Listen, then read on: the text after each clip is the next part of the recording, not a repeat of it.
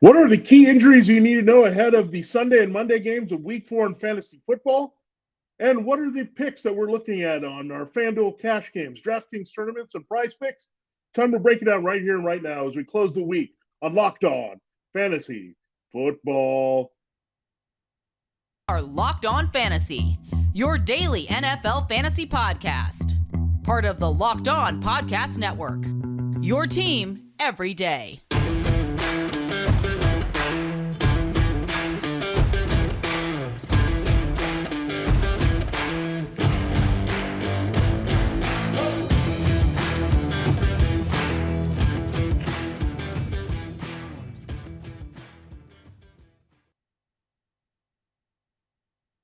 Greetings, everyone, and welcome to another edition of the Locked On Fantasy Football Podcast. As usual, I'm your host, Vinnie Iyer. When I'm not doing this, I'm writing about NFL and fantasy football for sportingnews.com. We had a game last night, and it was very productive. You had the key Bengals players here. T. Higgins goes off, so we liked that. We loved his matchup there against the Dolphins, and that was excellent to see Joe Burrow, T. Higgins, Jamar Chase, a pretty good night, Joe Mixon as well. So the principles for the Bengals delivered for us as they win there handily. And unfortunately, we had the incident with Tua Tagovailoa and his going down with a neck and head injury. Looks like he will be okay. He's in the concussion protocol, but scary moment on the field there on Thursday Night Football. Tyreek Hill goes off there with the backup quarterback Teddy Bridgewater going in. So good way to start the week if you had Hill or any of the Bengals receivers in the game. Jalen Waddle, a little bit quiet night for him, but Raheem Mostert looked good. So a lot of good stuff there to look at in that game. And hopefully we'll have a lot of that carry over into the weekend here. And Tua will wait on the word here on what his status is going to be going forward. They do get now a mini bye, so he has a little extra time to heal up to play the Jets there in week 5. So we'll watch that carefully. But Bridgewater looked pretty good out there, except for the interception. But we had an interception to the same player, Tua Tagovailoa, and Devon Bell early in the game. So that's our quick recap there of Thursday night. Kind of played out the way we expected. The Dolphins defense being a little bit tired and give up some good yardage to the principals of the Bengals. And again, watch that Tua injury. That's the one we're going to monitor going in to week 5 big time. But we do have to talk about the injury updates here in week 4. We'll do that for you on the show. Then we'll get into our choices there for our FanDuel cash games and DraftKings tournaments, the guys that we're recommending here to attack there at the price points that you're looking at. And then we'll close the show. One of our sponsors here on Locked On Fantasy Football is PrizePicks. So we'll break down the 5 prize picks of the week here that we like as we look at players to go above or below their prize picks projection. So we'll talk about that in our final segment. Before we do all that, this episode is brought to you by BriteCo Jewelry and Watch Insurance. BriteCo brings you comprehensive, fast, and affordable jewelry insurance for as low as $5 per month. Check out your special offer for Locked On listeners and get covered in less than 2 minutes at brite.co/locked on. That's brite.co/locked on. And thanks again for making Locked On Fantasy Football your first listen today. We are free and available to you on all platforms. All right, let us go through the injury report. We already have some status updates here. Usually not the case when we do our recording time on Friday. We wait to Friday afternoon to get the official designations on players, but we have a pretty good indication there from what we've seen in practice there the first couple days, Wednesday and Thursday, to figure out who's going to go. All right, let's start at quarterback here. And Dak Prescott, there was rumblings there. He told Lisa Salters of ESPN that he could return in week 4. That was a little bit optimistic. I think it's more still a week 6 timeline here, so he might miss the game next weekend's Rams, but he's definitely going to miss this weekend's game at home against the Commanders. It's a good matchup, so we'll talk about Cooper Rush and his receivers a little bit later in the show there when we look at DFS values this week. Justin Herbert got in a full practice. That's good to know that he's not limited by that. That's great. It's a good matchup against the Texans on the road in Houston this week. So Justin Herbert should rebound big time in that one. Jameis Winston was just considered doubtful here, so didn't practice all week. So Andy Dalton looks like he's going to be the guy here in London. He also won't be throwing to Michael Thomas. So Thomas is out here with a foot injury. Jarvis Landry looks good for him to play. So Landry, a little bit more run, a little bit more attention to Chris Olave here as well as a key target against the Vikings. Andy Dalton, just kind of like the Tua Tagovailoa Teddy Bridgewater thing, it changes the way we might approach the pecking order of this receiving core. I think it hurts Olave a little bit more. It bumps up Jarvis Landry, and it bumps up Alvin Kamara as well because, again, Andy Dalton is more of a check down quarterback there. He's going to use those guys a little bit more, I would think, versus pushing the ball downfield. Dalton does have a decent enough arm to stretch the field, but you look at this Vikings secondary, I think you can exploit them away from Patrick Peterson. They've got Cameron Dantzler in there. So I think you can see a lot of Landry and Kamara now making up for the loss of Thomas in the intermediate passing game. So Olave, we're still hopeful. Again, having no Thomas out of the equation will make sure that Olave gets some key targets, gets involved. And he's just not a field stretcher. We've been focusing a lot on the air yardage there, but good Olave, he's a complete receiver. They drafted him in the first round because he can be an all-round number one. So he'll adjust his role a little bit. So Olave I like a little bit more. Landry comes in the picture there if you want to use him in deeper PPR leagues as a wide receiver 3. And Kamara, this is good news for him. I think they'll use him more in the passing game because Winston, not a guy that was throwing too much to Kamara. All right, Mac Jones. I know Bill Belichick was being coy about this with the ankle injury. He's not going to be playing against the Packers. It is Brian Hoyer. That's a downgrade to everybody in this passing game. Really, the passing game was fickle anyway between Hunter Henry, Jonas Smith, their wide receivers. We're not sure about who's going to be healthy out there at wide receiver. Jacoby Myers still a little bit banged up. So you're not going with any Patriots this week at all in the receiving core. It's just very risky. Even Devontae Parker coming off a breakout game. All right, Zach Wilson is going to be back here for the Jets. That's big news. So as Tua Tagovailoa and Mac Jones get hurt, Wilson gets healthy here. So he'll be out there against the Steelers. A pretty good matchup that we're going to look at there that he can exploit. The Minkah Fitzpatrick is going to play through concussion. I do think he'll facilitate his receivers better than expected. This could help Elijah Moore a little bit because Wilson and Moore know each other a little bit better. Flacco, I know, produced well with Moore last year, but this is maybe a chance to get him going. I think at some point you'll see Garrett Wilson and Elijah Moore be the key receivers here as Corey Davis fades. I think Tyler Conklin will still be in the mix here. So Tyler Conklin against the Steelers. You saw what David Ajoku did to this defense there. Wilson, a younger quarterback, should still continue to trust Conklin here. So I think that's how it's going to end up being here. More we need to get going a little bit, but definitely you can play Garrett Wilson and Conklin most here among the Jets targets here with Zach Wilson. All right, Tom Brady dealing with the right finger issue, but he's good to go. He also might have all his receivers back. We'll talk about that here when we get to that position. We'll pivot to running back. James Conner has a new injury. He has always seemed to be battling something. It's a knee injury, but he's limited twice. He should be good for the Panthers. I would expect they give him a little bit bigger workload this week. Panthers tough to pass on, easier to run on here this week. And the Cardinals need a win here on the road, and they can win this game if they stick with the right game plan. Connor should be a big part of that. Cordarrelle Patterson, there's a little bit of concern that he got 2 days of rest with that knee injury, but keep in mind, he had a big week there in Seattle, was the NFC Offensive Player of the Week, had a high volume. He's an older player here, so we're going to monitor this. That Tyler Algier is the number 2 here, clearly. Damon Williams hurt, so we'll see if the BYU rookie might get a little run, but I think for now I wouldn't panic about Patterson. I think he's going to play there for the Falcons. There's been no indication otherwise.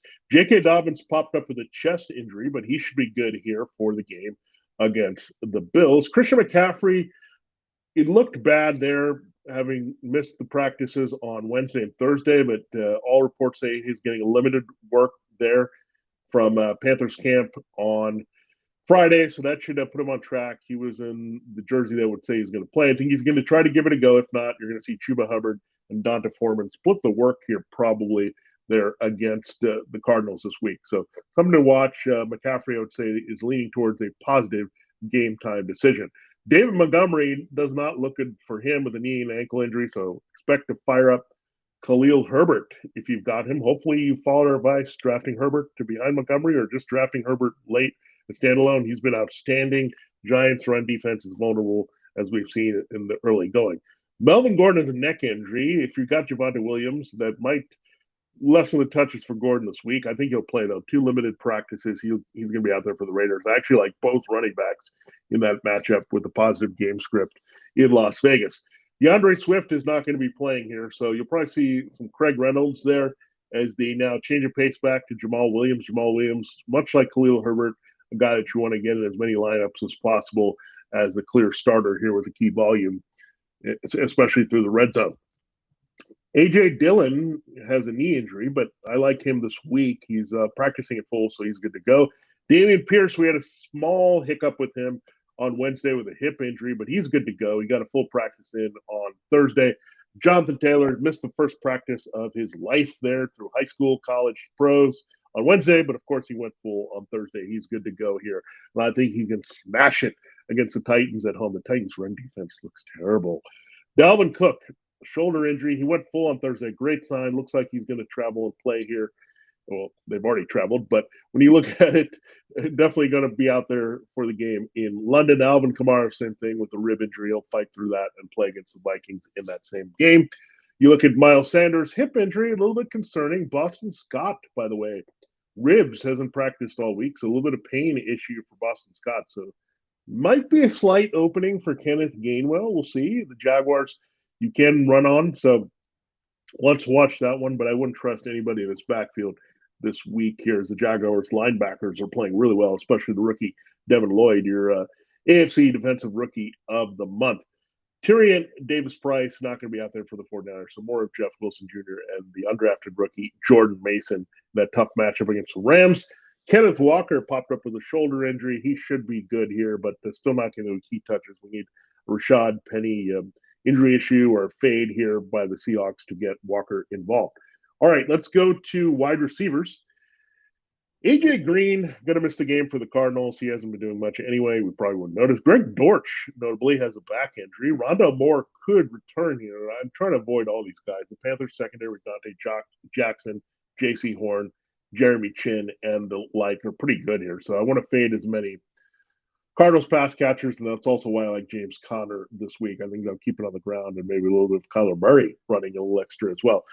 James Prochet is growing. He'll be out there for the Ravens. Gabe Davis is a concern here for the Bills. He was fine. He was getting in limited practices. Then all of a sudden, a DNP there on Thursday. It's a little bit concerning with Gabe Davis. They might shut him down for a week here against the Ravens. That would give more opportunities here for Isaiah McKenzie to do some damage in the slot here. So something to watch out for if Davis misses the game here, and you might see a little bit different looks there with the outside receivers for the Bills. But McKenzie did benefit last week when Davis was a little limited. Davis did drop a touchdown last week, so maybe we want Davis to be rested there for his long-term value. Laviska Shenault Jr., he was the hero for the Panthers with a long touchdown against the Saints last week, but he's got a hamstring injury, downgraded, no practice there. So that's a tough one. Shenault has had these issues before, so I would not totally feel good about him anyway in fantasy. Velus Jones could return for the Bears. That could give them an extra weapon. They need everything they can get here with Justin Fields, but going to fade all the Bears receivers as we usually do. Michael Gallup should return. He's had 2 full practices here, so that changes the way they're going to look at it. I think you'll see a little bit of Noah Brown and CeeDee Lamb as well. They'll move CeeDee Lamb quite a bit in the formation to get some good looks here. Amon-Ra St. Brown, not looking good. 2 ankle injury missed practices here, and at the same time, DJ Chark has been downgraded. So ankle injuries for St. Brown and Chark. There's also an ankle injury for Josh Reynolds, but he's the guy that's most likely to play right now because he's the guy who got limited practice there on Thursday, while St. Brown and Chark did not go. So it's not looking very good here for the Lions stud slot receiver here. So they might change things up here. This secondary of the Seahawks is overachieved a little bit, but Reynolds could be a clear number 1 target hog here for Jared Goff based on the situation. Al Lazard limited, but he'll play again with that ankle injury. He scored in the first 2 healthy games he's had this season, weeks 2 and week 3. So good chance he finds end zone against the Patriots. Christian Watson should return here. That curbs the Romeo Doubs enthusiasm a little bit, but Watson still not a big factor. Chiefs, Juju Smith-Schuster will go. We'll see who the number 1 can emerge here. Mecole Hardman has a heel injury there. he'll go. Marquez Valdes-Scantling has an abdomen injury, so we'll watch that, but it's hard to trust any Chiefs wide receiver in that tough Buccaneers matchup. Zay Jones popped up with a no practice there with an ankle injury, so may have been something that happened in practice. There's a good chance he's going to miss the game against the Eagles, so maybe more Marvin Jones there with Christian Kirk in that matchup. You look at Hunter Renfro, concussion, missed another practice. That's 5 that he's missed. He didn't play last week. Doesn't look good here for him to play. He's a smaller guy, so that could maybe have them proceed with caution, but he's probably not going to play this week. Keenan Allen ran off the field with a trainer. We're not sure exactly what that meant here with the hamstring. He's still been limited. He missed last week when I thought he could play. So we'll watch that with the Allen thing. If he doesn't go, then it's more Josh Palmer time here with that Texans matchup playing off Mike Williams. Jacoby Myers, 2 limited practices with a knee injury. We'll see if he can go here this week. Michael Thomas not going to go, as we said, with the foot injury. Jarvis Landry is going to be out there to help make up for that void. Sterling Shepard, unfortunately, another major knee injury. He's out for the season here. Wando Robinson, Kadarius Toney, also not going to be back here. So probably going to see a lot of Richie James there in that matchup against the Bears this week. Devonta Smith, back issue, a little bit concerning, but he's good to go here for this Jaguars game. I'd be shocked if things went a different way. A.J. Brown has missed a couple of practices as a personal issue, but I think he'll be out there. He's roasted this Jaguars secondary before as a member of the Titans. Danny Gray may not be out there for the 49ers. Not that big of a deal, except they lose a little field stretching there against the Rams. You have Marquise Goodwin there for the Seahawks. He'll be available, but not that you can trust him. We go from Goodwin to Godwin. Chris Godwin downgraded, no practice. We'll see if it was a rest day. He did get limited work the day before. Julio Jones is on track to return to limited practice, but we want to watch that with Godwin and Jones. Russell Gage should play through his hamstring. I think Rashad Perriman, however, is probably going to miss the game because now he's added a knee injury to his hamstring. So I'd say Perriman is probably out. Godwin and Jones are the questionable side at this point. So Russell Gage could have another big role there with Mike Evans this week, who's returning from suspension. Traylon Burks has an illness, but he should be good for the Colts. Kyle Phillips should return to help Ryan Tannehill in the slot in that same game for that team. All right, at tight end, there's not a lot of issues there that we're too concerned about, but we're going to run through them. Dawson Docks has multiple injuries, back and hip. Ravens matchup, not too bad for him this week. So if you need Dawson Docks, you can dig and play. Ian Thomas there. It's actually a good matchup. The Cardinals have allowed the most fantasy points at tight end there, but you can't trust him. He's not getting enough targets from Baker Mayfield ankle injury. He should play. David Ajoku rested there with a knee injury on Thursday. Will be good to go. Very good matchup again following that breakout performance against the Steelers, against the Falcons this week. Dalton Schultz should play and has a pretty good matchup there against the Commanders. He's been limited twice. TJ Hawkinson also should play through his foot injury. Great matchup there as well against the Seahawks at home. You look at Mercedes Lewis, going to probably be out there blocking for the Packers with a growing injury. The Texans, Brevin Jordan, when the breakout's not happening, another ankle injury for him. Donald Parham Jr. battling a hamstring. It's still Gerald Everett starting. Taysom Hill probably will go in London against the Vikings with a ribs injury. And George Kittle might see a bump up this week. No, he's actually not on the injury report. The twist is that Ross Dwelly is not practicing with a rib injury. Tyler Kroft has already missed games. He has a knee injury, so they could really make it a Kittle game against the Rams this week. So watch out for that if there's nobody else there. But I really like the potential of Kittle this week to bounce back in that matchup on the game on Monday night. Now, kicker, not a lot there. Harrison Butker, we'll see if he can return. I think the dumping of Matt Amendola says the Chiefs are pretty confident of that. Austin Seibert, a good matchup. So he could be missing that game for the Lions. We'll see if they sign a backup kicker. Former Lion Matt Prater should go with his right hip injury if you're going there. Now, other key injuries we're tracking that could affect games this week. Definitely the Browns' defensive line. This is important here. Myles Garrett had that single car accident. He's fine, but shoulder biceps. He hasn't even practiced, close to practicing first 2 days. Jadeveon Clowney missed last week, so has an ankle injury. David Bryant could also miss games. So this would be a massive break for this Falcons offensive line. So good news for Cordarrelle Patterson, run blocking, pass protection for Marcus Mariota. I think the Falcons now can hang in a little bit and produce. I think they'll get blown out on the other side there, but something to watch there. The Browns defense, maybe without a lot of key playmakers. Denzel Ward also banged up there for that team. So again, something we're looking at. We're also looking at the Bills secondary, still very banged up there against the Ravens. So that's good news for Rashad Bateman here in that matchup, and Devin Duvernay really in the slot. So both those guys, high scoring game here between Lamar Jackson and Josh Allen. The other thing we're looking at here, the Raiders, Nate Hobbs and Rockison both limited there. Hobbs has a concussion. Rockison has a knee injury. That's going to really help the two guys there, inside and outside, Cortland Sutton and Jerry Jeudy this week there for the Broncos. All right, there you have it. There's a look at the key injury updates. We went a little bit deeper in that first segment because we had a lot to get to, and we'll give you plenty more there with what we're looking at here in week 4 as we go along and look through our DFS report. We'll do that as we look at FanDuel and DraftKings suggestions in our next segment.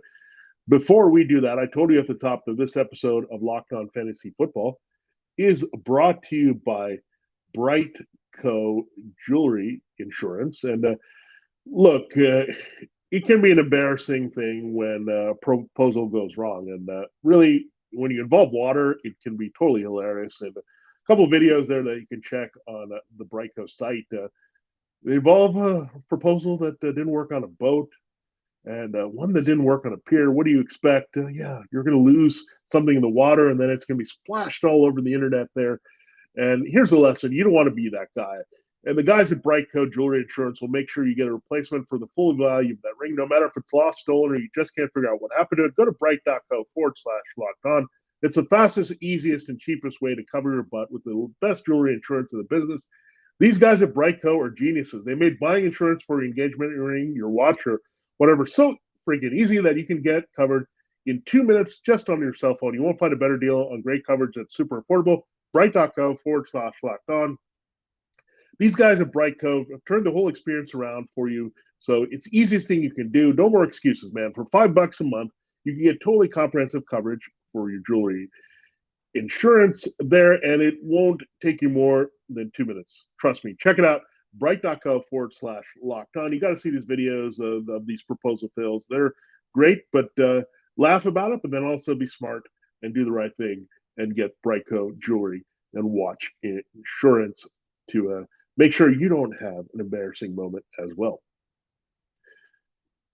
All right, it is time to continue the show here on Locked On Fantasy Football. We're going to now focus on DFS here, and we're going to mention some standout picks for me, but these are other targets kind of related to these guys that you can go after. Now, in cash games, I really like Jared Goff this week. He's at home, plays pretty well here.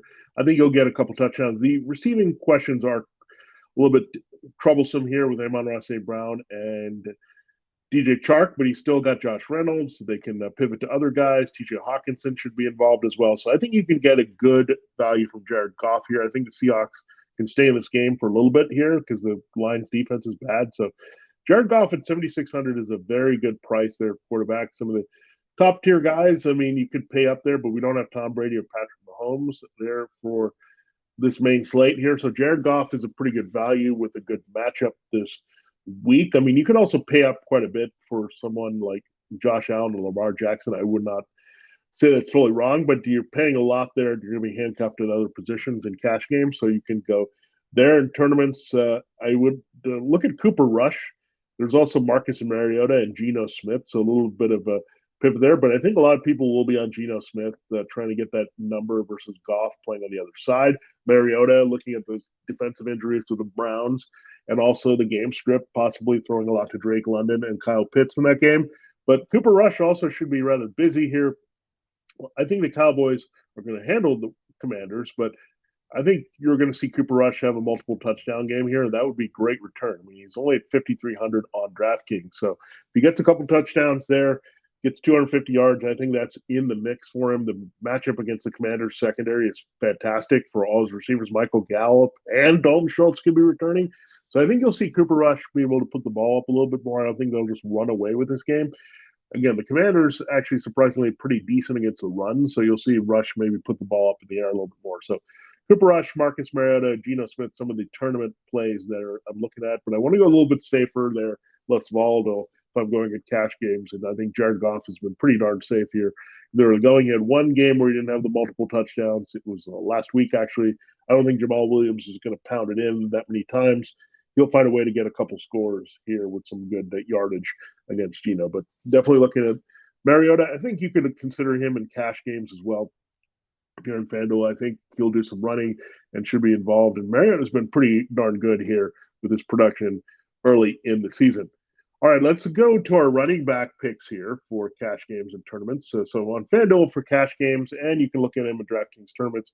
Jonathan Taylor, I think it's a smash week. The toe injury might scare some people off, but go for the high ownership. The Titans are really bad against the run. This is a guy that can carry your rosters there. So even at 8,700, I think you can get 3 times the return there.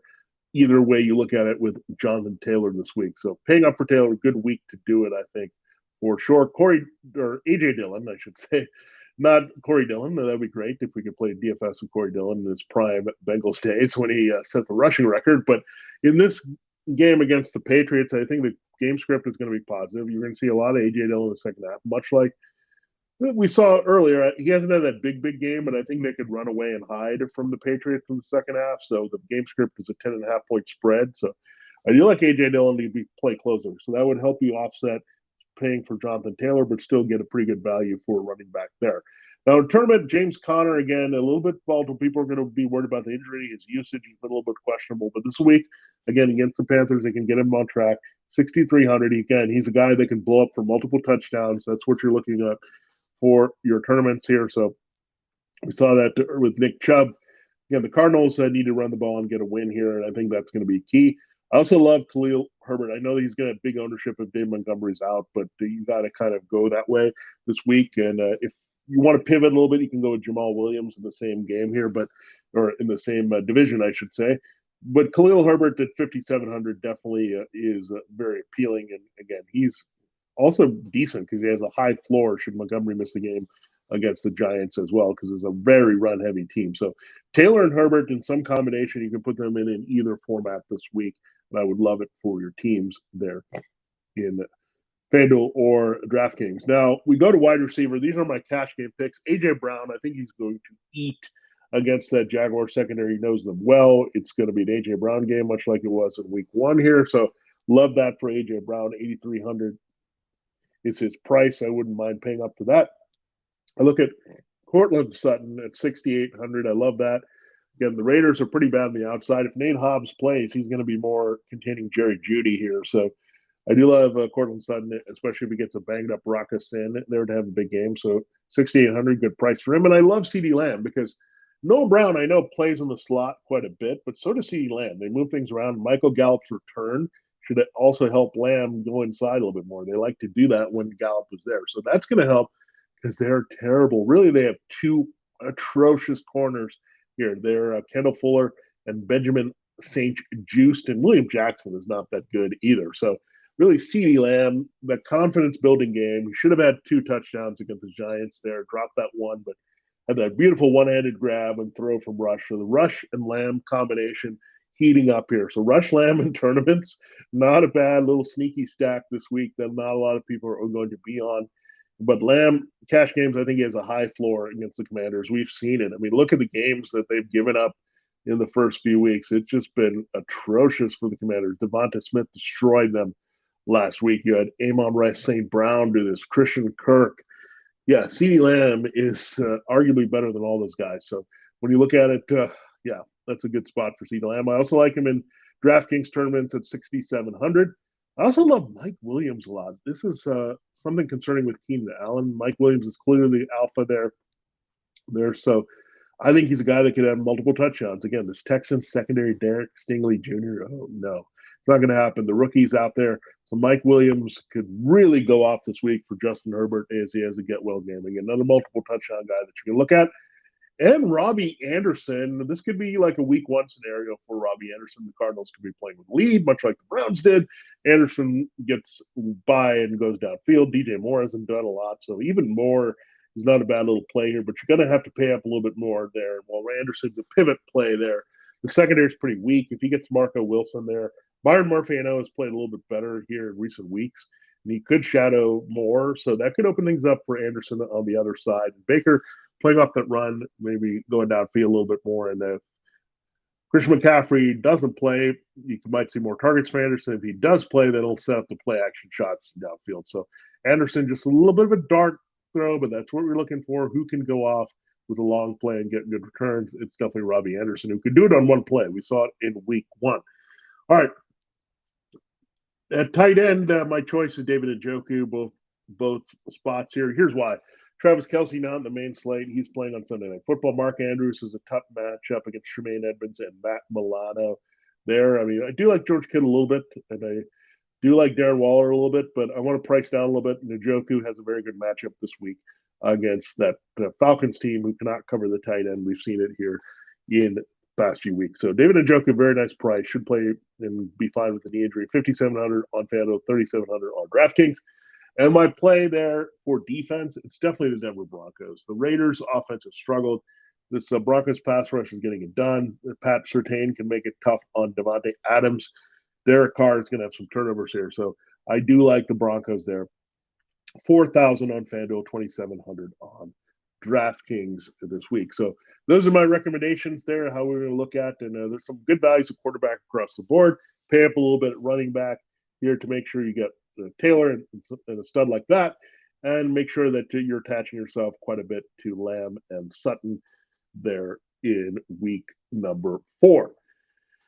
All right, we will close the show with our final segment, looking at our PrizePicks picks of the week. Don't forget, PrizePicks is a sponsor of Locked On Fantasy Football as well. It's the easiest way to get in on the action here. So it's a fun way to get in. Again, first-time users, you can receive 100% instant deposit match up to $100 with promo code Locked On. That's PrizePicks.com, promo code Locked On that you can check out, and we'll give you the picks here to help you dominate. And don't forget on the Locked On Network to check out all the great shows here. We're Crossover Thursday, breaking down all the games here with our hosts from different teams, breaking those matchups down, as well as don't forget about Locked On NFL, our flagship show there, as well as Peacock and Williamson there to get you comprehensively covered for all the games and the action of every week. All right, it is time to close the show, making our prize picks of the week. Last week, we did okay. We came out 3-2, but we can do a little bit better this week. Let's look at the numbers that we do like and crunch them. Josh Allen, 280.5 passing yards. Take the over here. And here's why. I mean, the Ravens have been destroyed. They're allowing 353 passing yards per game. Allen threw for 400 plus last week. The Ravens do blitz quite a bit. Allen made those numbers against the Dolphins against the blitz. So 280.5. I like that number for Josh Allen to surpass that. Again, I think Jackson and the Ravens are going to put up some numbers. This is a pass-first team with the Bills. They're going to be passing quite a bit. And the Ravens' run defense is pretty decent as well. We saw the checkdowns. Devin Singletary, he can rack up some numbers that way as well. I talked a lot about James Conner, liking him in the tournaments at 6,300.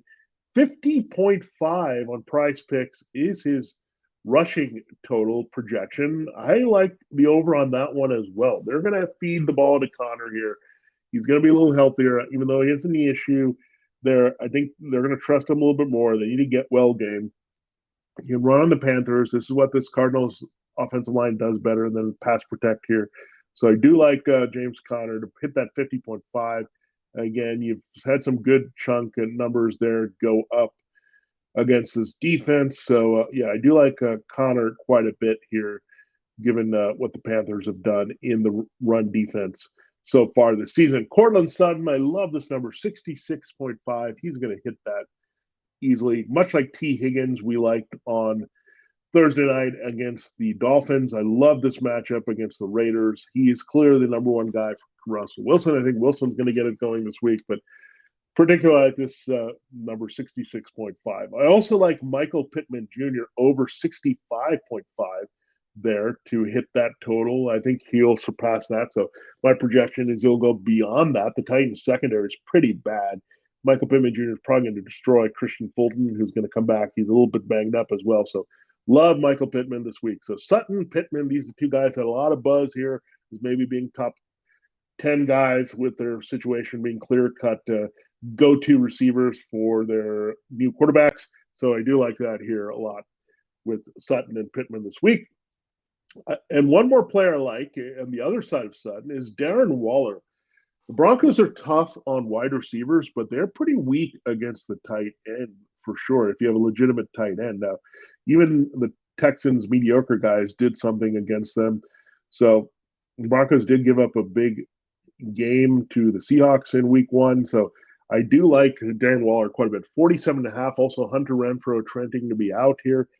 This Broncos secondary good on the outside, so that's going to limit Adams. That's going to limit Mac Hollins if he's in there. So Darren Waller, 47.5 over that receiving total is what I like this week. So those are the 5 again for my PrizePicks picks of the week. Josh Allen, more than 280.5 passing yards. James Conner, more than 50.5 rushing yards. Cortland Sutton, more than 66.5 receiving yards. Michael Pittman Jr., over 65.5. And then Darren Waller, 47.5. So those are the PrizePicks that I like the most this week here. Check it out. Make your own picks. Go with some of ours there. Check it out at PrizePicks.com. Play FanDuel DraftKings. It's fun to get in on the daily fantasy fun here as well. So a little extra juice there to go along with your season-long adventures here in fantasy football for 2022. So check it out. PrizePicks, easy to play there as well. For Locked On Fantasy Football, this has been Vinnie Iyer. Our next show will be our reactions that we'll play our games, Panic or Patience, Are You For Real, to see what happened there on week 4, the Sunday action there. We'll have that for you, our reactions on Monday as we close the book on week 4, turn the page to week 5. Thanks for making us your first listen every day. Now make your second listen, the Peacock and Williamson NFL show. Brian Peacock and former NFL scout Matt Williamson give you the expert NFL analysis you need in less than 30 minutes, free and available, just like this show, wherever you get your podcast. For Locked On Fantasy Football, this has been Vinnie Iyer. Good luck in all your fantasy football endeavors this weekend. Here, stay safe. If you're in the path of some rain related to Hurricane Ian, enjoy the games.